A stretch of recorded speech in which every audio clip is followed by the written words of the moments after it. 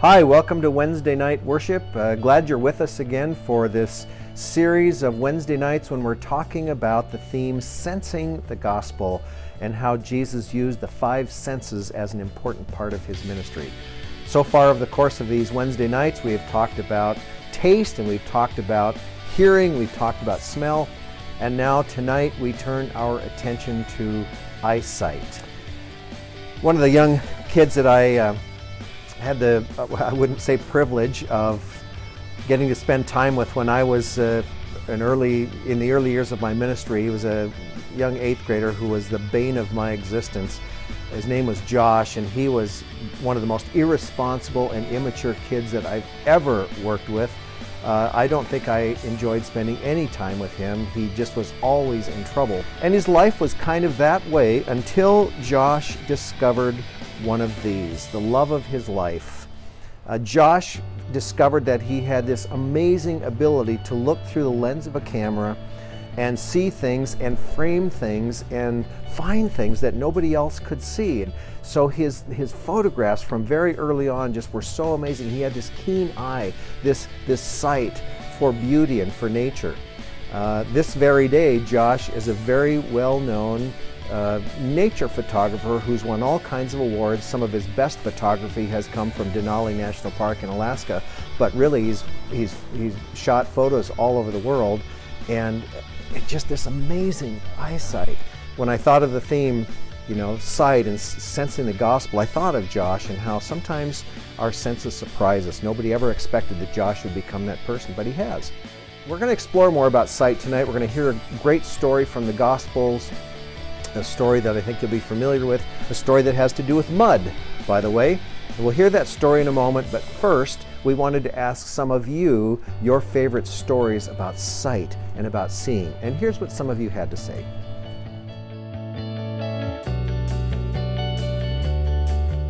I'm thankful for all my senses. This morning I was reminded of sight. About 20 years ago, I met this interesting guy over the phone. Can't remember what the phone call was about, but he started telling me things like about my future, which was really intriguing.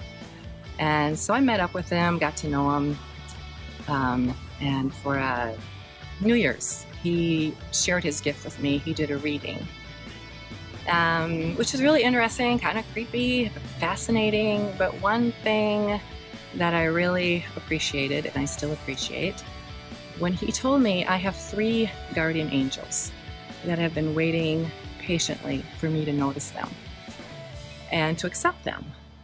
And I thought, 3? Yeah, I guess I could use 3. I mean, I was doing some crazy things, you know, freaking my parents out, jumping out of perfectly good airplanes, and but I was just kind of apprehensive and didn't understand what he was trying to tell me. And then I think it was like the next morning, I see 3 deer in my backyard. I'm like, oh my gosh, that's them. This is a sign. And I started noticing songs on the radio about angels. So I guess that would be hearing. But back to sight. So 7 years ago, we biked across the United States. It was very challenging. You know, I'd have a really bad day, and there's my 3 deer. I'd see 3 deer along the road. Couldn't be antelope. It had to be deer. And sometimes I forget about it. Well, lately, you know, where I live, I don't see the deer as often. And then I was troubled about something this morning, feeling a little bit angst. I walked Lewis to school, and I decided to come to the church and hand in some paperwork and appreciate this beautiful day. Seeing, feeling, hearing, smelling. And I'm coming up to the Olympic College, and in that meadow, there's 3 deer. And I just felt that same feeling of safe and loved. And I was just thankful to be able to see my 3 guardian angels.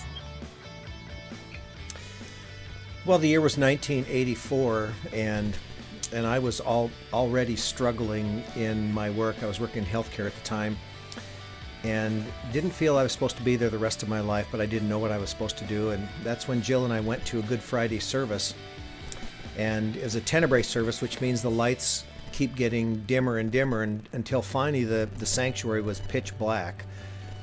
And all of a sudden, it was very emotional. I was already very emotional to begin with, but in the middle of this blackness of the service, all of a sudden I hear this woman's voice telling the whole story of Jesus' suffering and death and crucifixion and all of that in such a way that it was so profoundly moving. But I was kind of plagued by one question. There was no light in the room. How was this person telling the story? How was this person reading the story with no light? So I remember nudging Jill and I said, "Where's this person reading from? Where's the light?" And Jill kind of looked back at me and she said, "She's blind. She's reading the gospel in Braille." And for whatever reason it was, that hit me like a ton of bricks. And I remember thinking to myself, I was in tears, and I remember thinking, if God can use a person who can't even see to do such a profound piece of ministry for so many other people and to move them so deeply with the story of Jesus' death, and then maybe there's a place that God can use me. And it was a good reminder for me then, and it has been ever since, that God will see things in people that we will never see in them, or that we will never see in ourselves.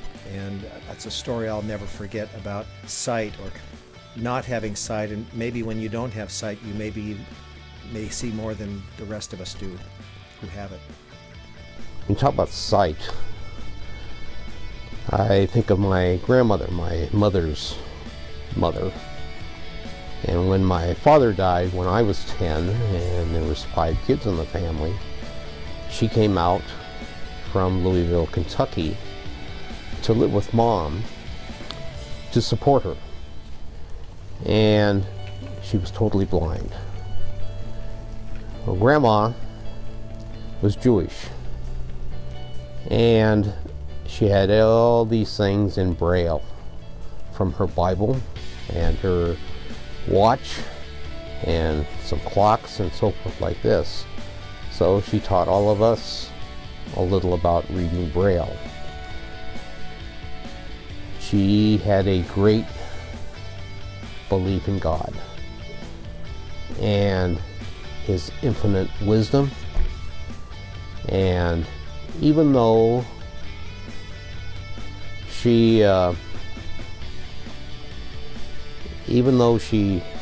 was blind, and she knew that we were all going through the Lutheran Church, she accepted that. In fact, she used to come to our programs and just sit there and listen to us, not being able to see us.